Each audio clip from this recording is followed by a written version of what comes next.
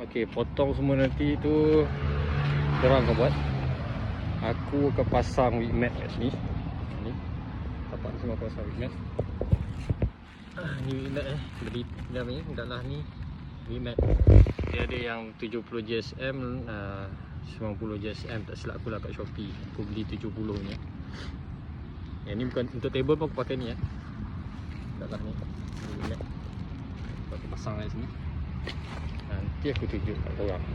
Dia punya cantik lah, asyik kan. Masa tu aku kata dalam first video, aku kata kita nak ratakan, mungkin makan masa. Aku terus proceed nak tutup dia.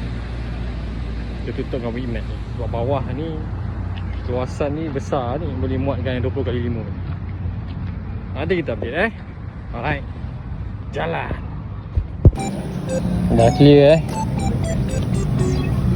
kena buang je.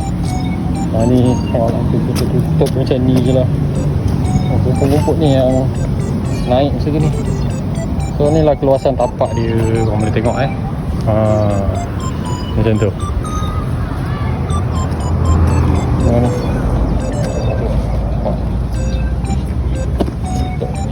Aku tak tahu ni cukup ke tak. Ni yang lebih dulu aku pakai. Tengoklah. So kita pasang. Jom kita pasang.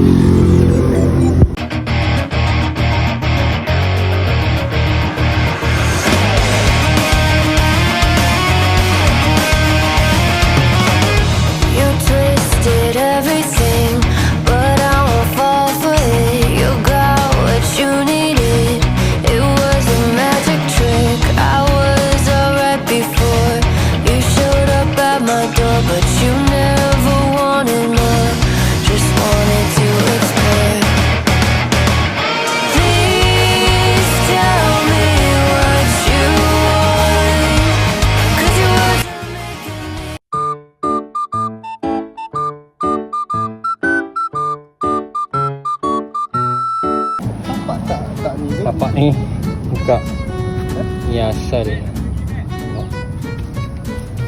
Ini tahu ni. Ni wheel mat yang aku cakap Dah tepi aku boleh ni kan. Tapi sini inilah tapak dia.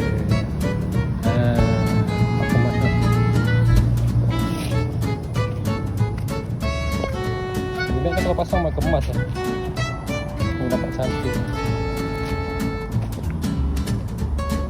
Okay guys, hari pun nak maghrib.